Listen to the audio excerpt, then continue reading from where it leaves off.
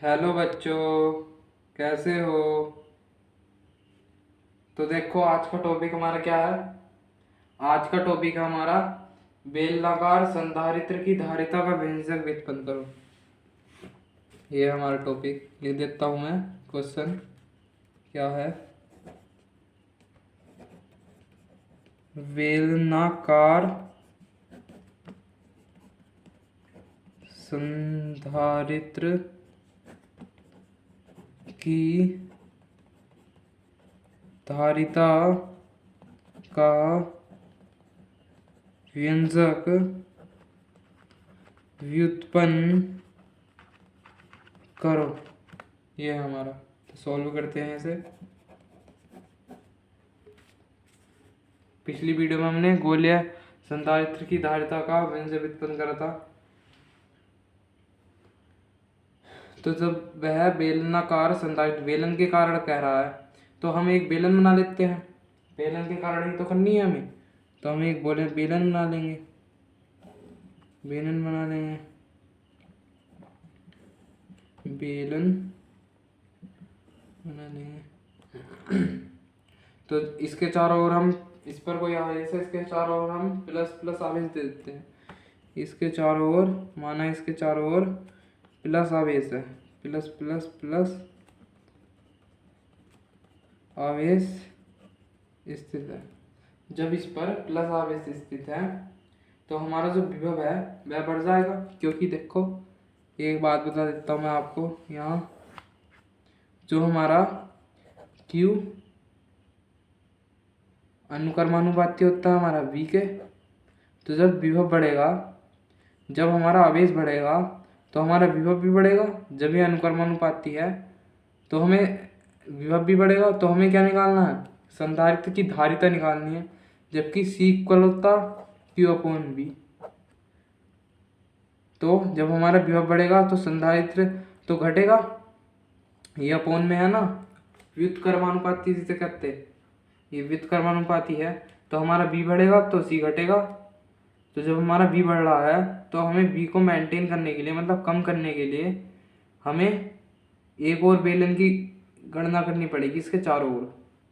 तो हमें जब एक और बेलन की गणना कर देंगे, तो हमारा जो C है, जो हमारा विभव है, वह कम हो जाएगा, जिसके कारण हम आसानी से बेलनाकार संधारित्र की धारिता का व्यंजक उत्पन्न कर सकेंगे। तो C इक्वल Q/V होता। तो जब हम विभव बढ़ रहा है, तो संधारित्र घटेगा। संधारित्र जब रहेगा नहीं, तो हम उसकी धारिता कैसे व्युत्पन्न करेंगे? तो पहले, सबसे पहले हमारा क्या काम होना चाहिए कि विभव को हमें कम करना है किसी न किसी तरीके से। तो हम इसके चारों ओर एक और बेलन की रचना कर देते हैं। एक और बेलन बना लेते हैं इसके चारों ओर। देखिएगा कैसे बनाएंगे। ये ये ये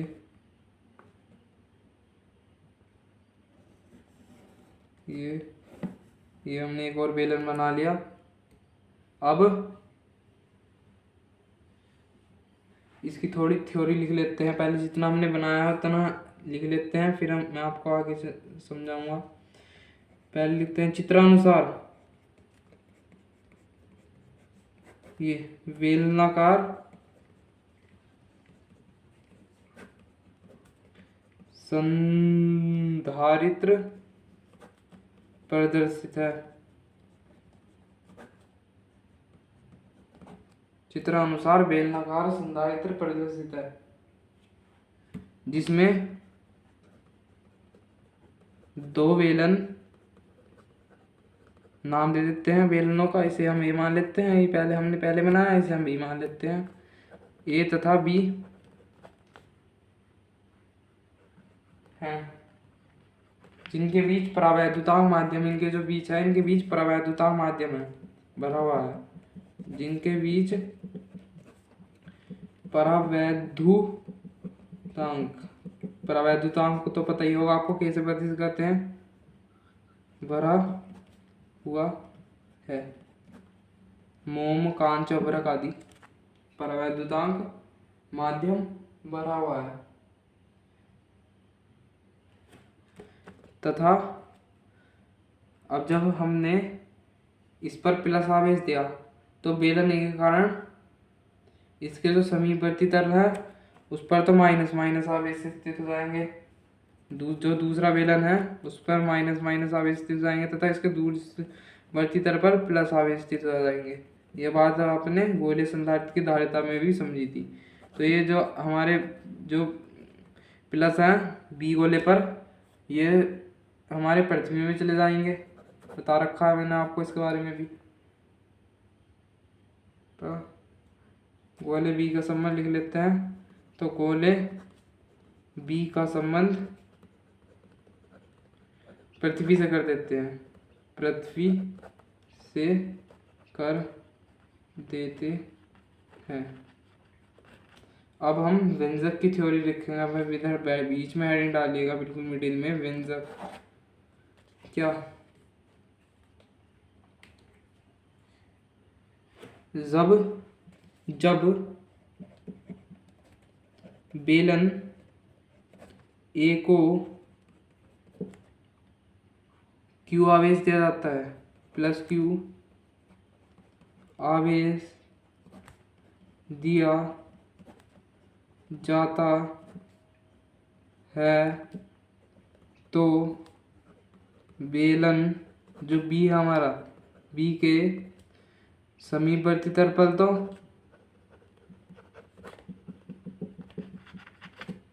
प्लस क्यू आवेश तथा दूरवर्ती तल पर माइनस क्यू आवेश स्थित हो जाता है, तथा दूरवर्ती तल पर माइनस क्यू आवेश स्थित हो जाते हैं।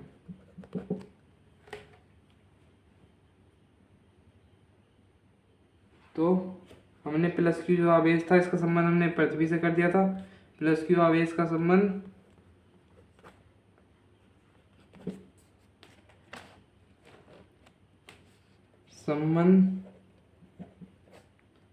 पृथ्वी से कर देते हैं, जिसके कारण जो सारे प्लस थे वे हमारे पृथ्वी के अंदर चले गए। अब देखो क्या करना पड़ेगा हमें धारिता ज्ञात करनी है। इधर समझा देता हूँ। सी इक्वल क्यू अपॉन बी होता तो हमें विभव ज्ञात करना पड़ेगा। तो इसका तरीका कुछ अलग है, हटके है इसका तरीका। विभव से ज्ञात नहीं हो सकता, हमें इसके लिए कार्य की गणना करनी पड़ेगी। आपने पढ़ा है V इक्वल होता है W, मतलब विभव इक्वल होता है कार्य। परिभाषा पढ़ रखी है ना आपने। एकांक धनावेश को अनंत से किसी बिंदु तक लाने में किया गया कार्य को विभव कहते हैं। तो वही है हमारा V इक्वल W।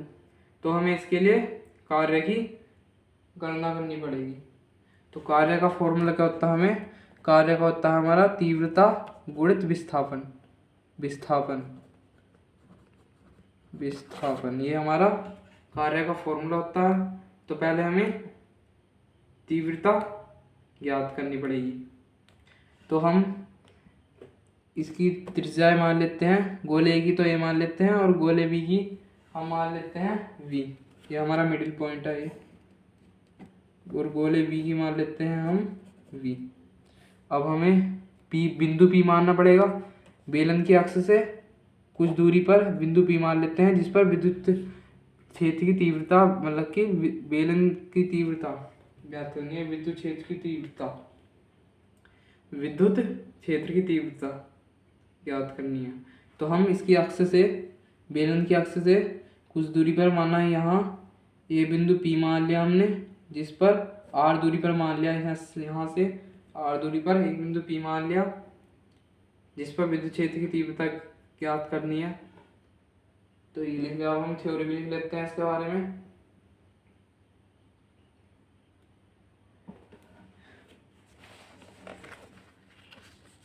माना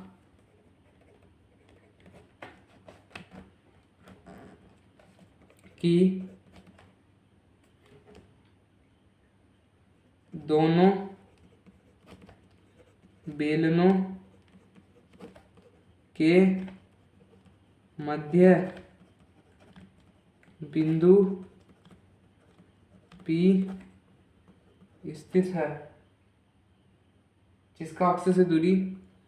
जिसकी अक्ष से दूरी r है। मतलब कि बेलन की अक्ष से r दूरी पर एक बिंदु P स्थित है।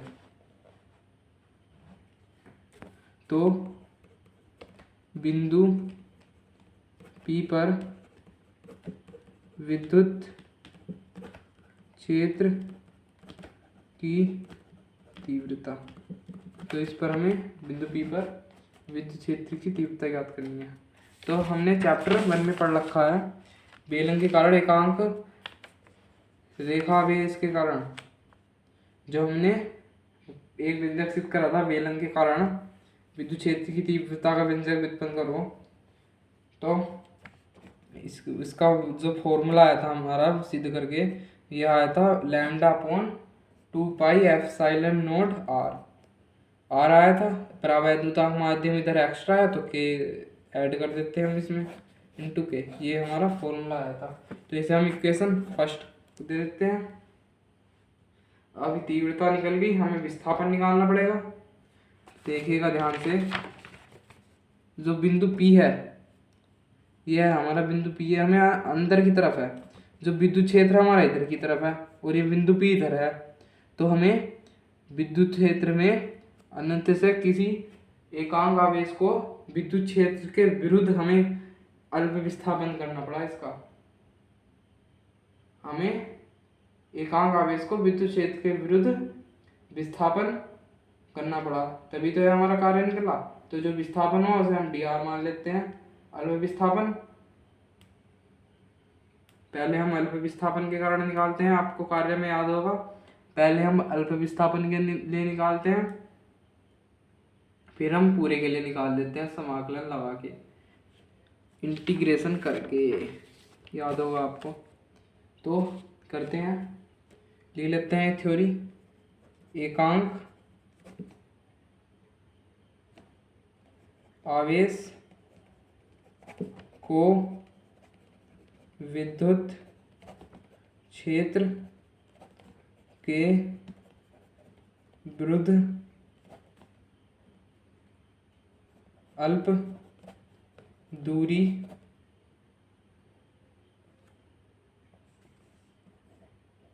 dr विस्थापित करने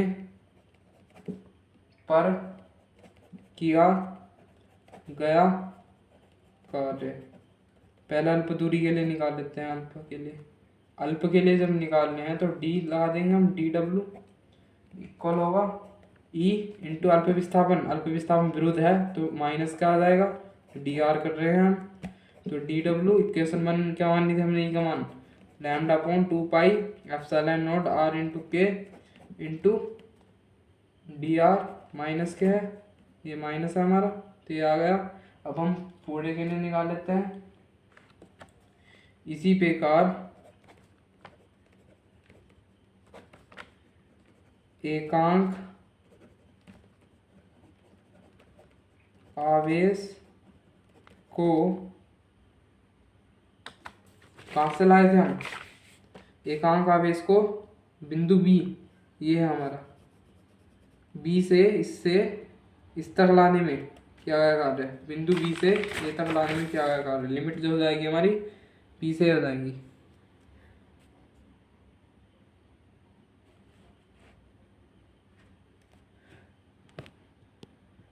इसी प्रकार एकांक आवेश को बिंदु B से A तक लाने में किया गया कार्य W इक्वल होगा इंटीग्रेशन, B से A तक ला रहे हैं तो हमें लिमिट B से हो जाएगी dw, ये dw इंटीग्रेशन में। अब हम इसका मान रख देते हैं, W इक्वल होगा B to A integration limit B to A lambda upon 2 pi epsilon naught r के इंटू माइनस डी आर। अब हम इसे वन वेरिएबल इक्वेशन बना लेते हैं। डब्ल्यू इक्वल, जो हमारे मतलब का नहीं है, जिसका इंटीग्रेशन नहीं हो सकता, उसे हम बाहर ले लेते हैं। 2 पाई एप्सिलॉन नोड के इंटू वी ए। मतलब कहने का सीधा सीधा मतलब ये है कि हमें वन वेरिएबल इक्वेशन बनानी पड़ती है। तो ये आ गया हमारा 1/r into minus d are. ये आ गया हमारा W equal minus lambda upon 2 pi epsilon naught के को हमने बाहर ले लिया, तो ये आ गया हमने ए अपॉन बी। माइनस भी हमने बाहर फेंक दिया, ये वाला जो माइनस था हमारा हमने बाहर फेंक दिया इसे। अब हमें इसे सॉल्व करना है। जो हमारी समझने की चीज़ है वह शुरू में थी, अब इसे हम आसानी से सॉल्व कर सकते हैं। जिन भी बच्चों ने मैथ ले रखी है वे इसे आसानी से सॉल्व कर लेते हैं, जब भी तो मैथ फिजिक्स से रिलेटिव है, इससे रिलेटेड है एक दूसरे, मैथ फिजिक्स। अब इसमें मैथ लगेगी, मतलब कि मैथ इंटीग्रेशन सॉल्व करना कोई बायो वाले बच्चों ने थोड़ी कर रखा हुआ है ऐसे इंटीग्रेशन सॉल्व। मैथ वाले बच्चों को फ़ायदा मिलता है फिजिक्स में, देखिएगा। W equal minus lambda upon 2 pi epsilon naught के, जो हमारा 1/r इंटू डी आर का इंटीग्रेशन क्या होता है। बायो वाले बच्चों ध्यान से सुनो, मैथ वाले बच्चे तो कर ही लेंगे। 1/r इंटू डी आर का इंटीग्रेशन होता है हमारा log r। याद रख लीजिएगा बायो वाले बच्चों आप, ये होता है log r। Limit b to a, limit तो चली रही है हमारी बी टू ए। जो हमारा 1/r इंटू डी आर का इंटीग्रेशन होता है log r के बराबर होता है। अगर 1/x इंटू डी एक्स होता तो log x के इक्वल हो जाता। तो हम इसे सॉल्व कर देते हैं, लिमिट लग देते हैं। लिमिट भी रखनी आती होगी आप सभी को, कैसी रखी जाती है limit. Upper limit minus lower limit, log b। उच्च सीमा माइनस निम्न सीमा, हिंदी में ये कहते हैं। माइनस लैम्डा अपॉन, अब हम माइनस के अंदर मल्टीप्लाई कर देते हैं 2 पाई एप्सिलॉन नॉट के। जब हम माइनस के अंदर मल्टीप्लाई करेंगे तो माइनस के लोग एक हो जाएगा, ये प्लस के लोग भी, तो प्लस के लोग भी को शुरू में लिख लेते हैं लोग भी, और माइनस के लोग एक को बाद में पहुंचा देते हैं हम। ये आ गया हमारा। अब हमारा एक फॉर्मूला बनना है, जो हमारा फॉर्मूला होता है एक मैथमेटिक्स का सिंपल सा formula, log b minus log a। मतलब कि ऐसा समझिएगा इसे, log m minus log n होता है log m अपॉन n। तो log b minus log a होगा इक्वल होगा log b अपॉन a। जब हमारा log m minus log n, ये फॉर्मूला हमारा log अपॉन n के इक्वल होता, तो w equal lambda upon 2 pi epsilon naught के, ये होगा हमारा equal log v upon a। अगर हमारा प्लस होता तो m into n, v into a, ये हो जाता हमारा। अब जब हमारा माइनस है तो ये हो गया हमारा। अब हम पेपर पढ़ लेते हैं, पेपर खत्म हो गया हमारा, ये आ गया हमारा। तो जो W है ये निकल के आ गया हमारा। जो W था यही हमारा B के इक्वल था, हमने B के इक्वल मान के चल रहे थे, तो ये हमारा B के इक्वल हुआ। इसे लिख लीजिएगा आप, B के इक्वल हुआ है। जो हमारा W था ये हमारा B के इक्वल हुआ, तो हम इसे B के इक्वल मान के फॉर्मूला लगा देते हैं। कौन सा धारिता, ये तो याद करनी थी हमें, C equal Q upon V। V क्या आया हमारा, देखिएगा, C इक्वल Q